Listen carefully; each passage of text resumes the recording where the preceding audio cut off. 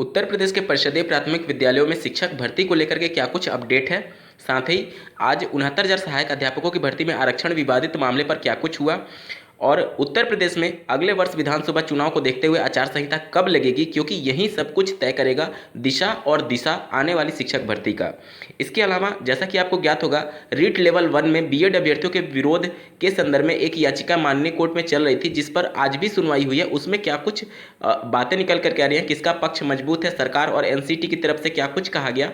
इसके अलावा back paper से संबंधित अभ्यर्थी, स्पेशली जो डीएलएड 2019 बैच के सेकंड सेमेस्टर बैक से संबंधित हैं, क्या वह यूपी टेट 2021 की परीक्षा में सम्मिलित होने के लिए पात्र नहीं है। साथ ही बात करेंगे डीएलएड 2019 बैच के फ्रेश प्रशिक्षुओं के फोर्थ सेमेस्टर और पहले के बैच के प्रशिक्षुओं के फोर्थ सेमेस्टर बैक पेपर के रिजल्ट की घोषणा के संदर्भ में क्या कुछ नया अपडेट है। इन सबके रिगार्डिंग इस वीडियो के साथ अंत तक जरूर जुड़े रहेगा, बिना किसी पार्ट को स्किप किए हुए। नमस्कार दोस्तों, मेरा नाम है नीरज और आप देख रहे हैं करियर बिट यूट्यूब चैनल। अगर आप इस चैनल पर पहली बार विजिट कर रहे हैं तो इसको सब्सक्राइब करते हुए बेल आइकन को प्रेस करना ना भूलें। लोग अपनी मांग नहीं रख रहे हैं। हमने 23 तारीख का आंदोलन 2 महीने पहले 20,000 सीटों का आरक्षण घोटाला किया गया। योगी जी न्याय दे दीजिए। 5 महीने से धरना दे रहे हैं। हम लोगों को योगी जी कब तक न्याय देंगे? हम लोगों को योगी जी हमको न्याय दो। योगी जी न्याय दे दीजिए। योगी जी हमको न्याय दो।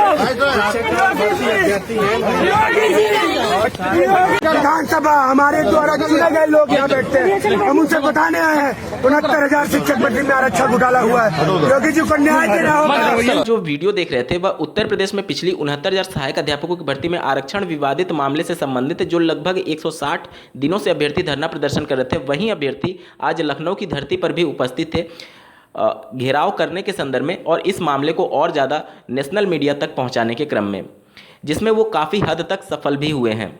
और प्रदेश सरकार अभी तक इनकी मांगों को नहीं मान रही है या फिर सिरे से नकार दे रही है कि आरक्षण में कोई भी घोटाला नहीं हुआ है।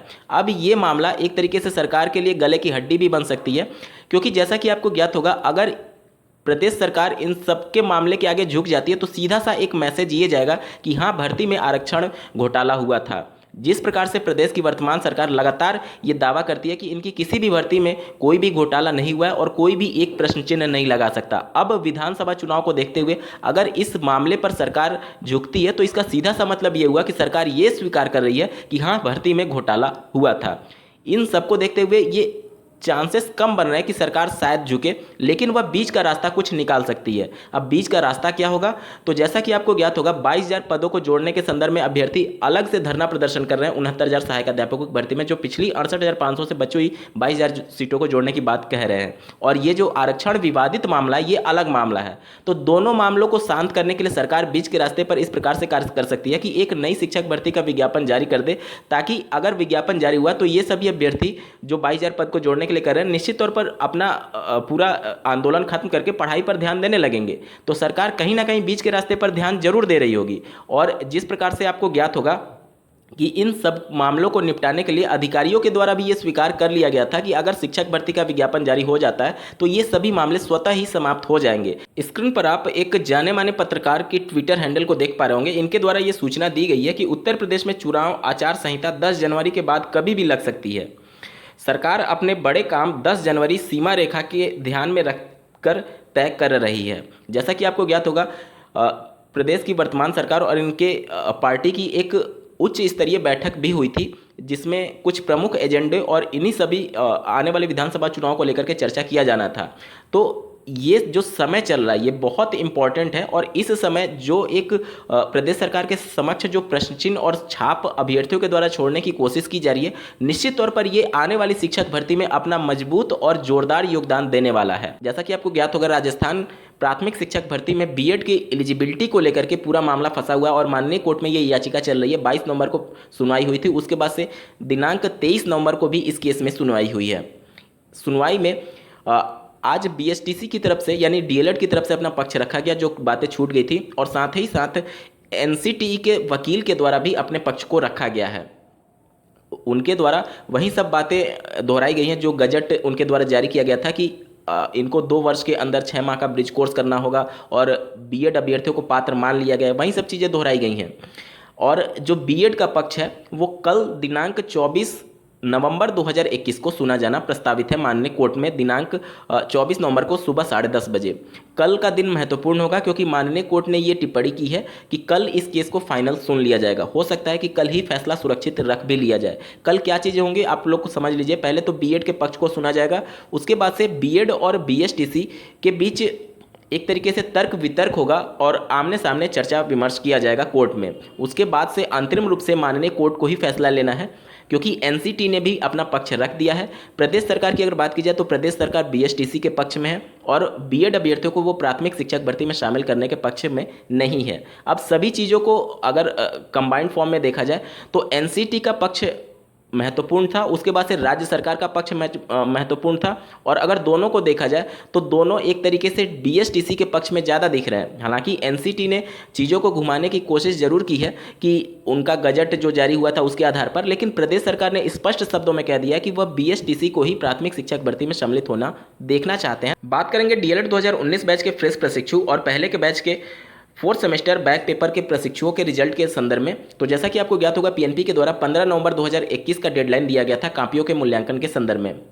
कुछ छुट्टियां पड़ने की वजह से कुछ डाइट मूल्यांकन केंद्रों पर जो मूल्यांकन का प्रोसेस था वो कंप्लीट नहीं हो पाया था और अब काफ़ी हद तक एक आध डाइट को छोड़ दिया जाए तो मूल्यांकन लगभग समाप्ति के कगार पर पहुँच चुका है और अब मूल्यांकन होने के बाद से जो नंबर्स होते हैं वो पीएनपी को सेंड किए जाएंगे। उसके बाद से मैनुअली उनको फीडिंग किया जाएगा जिसमें 1 हफ्ते से 10 दिन का वक्त लग सकता है।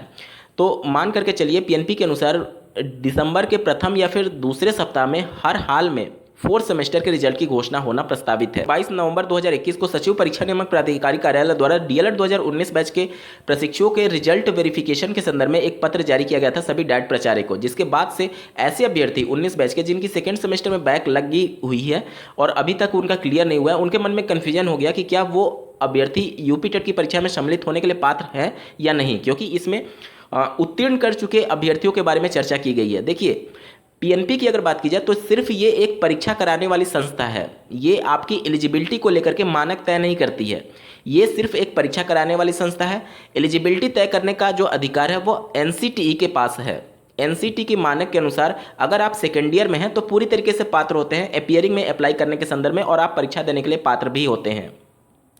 अब अगर बात की जाए, अगर आपका सब्जेक्ट बैक था 19 बैच की मैं स्पेशली बात कर रहा हूँ, अगर आपका सब्जेक्ट बैक था तो एनसीटी की गाइडलाइन के अनुसार आप 3rd सेमेस्टर में प्रशिक्षण ले रहे थे और उसकी परीक्षा में भी सम्मिलित होते हैं। एनसीटी की गाइडलाइन ये कहती है कि सब्जेक्ट बैक के कंडीशन में आप अगले सेमेस्टर में प्रशिक्षण भी लेते हैं और उसकी परीक्षा में भी सम्मिलित हो सकते हैं। तो उस हिसाब से कायदे से तो आप सेकेंड ईयर में ही काउंट हो रहे हैं और एनसीटी की गाइडलाइन ये करिए कि सेकेंड ईयर में रहने वाला अभ्यर्थी आवेदन करने के लिए पात्र है और पूरी तरीके से परीक्षा में भी सम्मिलित होगा। तो पीएनपी क्या कह रही है, आपके डाइट प्राचार्य के द्वारा क्या कुछ कहा जा रहा है, आपके निजी डीएलएड संस्थान के द्वारा क्या कुछ कहा जा रहा है, ये महत्वपूर्ण नहीं है। एनसीटी की गाइडलाइन के अनुसार आप पूरी तरीके से पात्र हैं, किसी भी भ्रम में ना रहें। कोई क्या कह रहा है इससे कोई मतलब नहीं है, आप पूरी तरीके से पात्र हैं परीक्षा देने के संदर्भ में।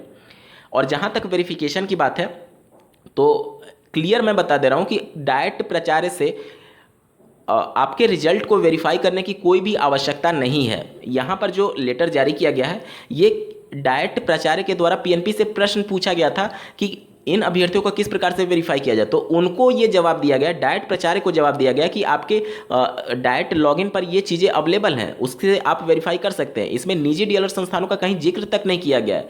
तो निजी डीएलएड संस्थान से संबंधित जो अभ्यर्थी हैं वो सिर्फ अपने निजी डीएलएड संस्थान से ही वेरीफाई कराएंगे। बहुत से अभ्यर्थी का ये भी प्रश्न है कि उनके जो प्राइवेट कॉलेज है वो अटेस्ट करने से मना कर रहे हैं या फिर सत्यापित करने से मना कर रहे हैं अगर उनका बैक लगा हुआ है। देखिए आप उनको स्पष्ट शब्दों में बताइए कि आप अटेस्ट का मतलब सिर्फ इतना ही होता है कि आपके नज़र में जो ये अभ्यर्थी रिजल्ट प्रस्तुत कर रहा है वो सही है। इसका मतलब ये नहीं आप प्राइवेट कॉलेज जो है या फिर डाइट है वो मानक तय नहीं करते हैं कि आप एलिजिबल है या नहीं। ये एनसीटी का काम है। आपका काम सिर्फ अटेस्ट कर देना है कि हाँ हमारे नॉलेज में जो रिजल्ट आ रहा है वो पूरी तरीके से सत्य है। आप सिर्फ अटेस्ट करवा लीजिए, उसके आधार पर आप परीक्षा में भी सम्मिलित हो पाएंगे। वहाँ पर केंद्र का अध्यक्ष आपको परीक्षा में सम्मिलित होने से रोक नहीं पाएगा, क्योंकि फर्स्ट ईयर का सेकेंड सेमेस्टर का रिजल्ट आप शो कर रहे हैं और आपका पूरा प्रशिक्षण समाप्त हो चुका है।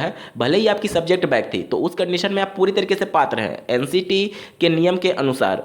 हाँ, ऐसे अभ्यर्थी जिनका सेमेस्टर बैक हुआ था सेकेंड सेमेस्टर 19 बैच में और अभी तक उनका क्लियर नहीं हुआ है, वो अभ्यर्थी पात्र नहीं है, क्योंकि नियमतः अभी आप फर्स्ट ईयर में काउंट हो रहे हैं और अगर आप सेकेंड ईयर में होते हैं तब अपीयरिंग में अप्लाई कर पाते हैं। तो जिनका सेमेस्टर बैक था वो पात्र नहीं है, लेकिन जिनका सब्जेक्ट बैक था वो पूरी तरीके से पात्र हैं। किसी भी भ्रम में ना रहें, किसी की बहकावे में ना आए, आप लोग पूरी तरीके से परीक्षा में सम्मिलित हो सकते हैं।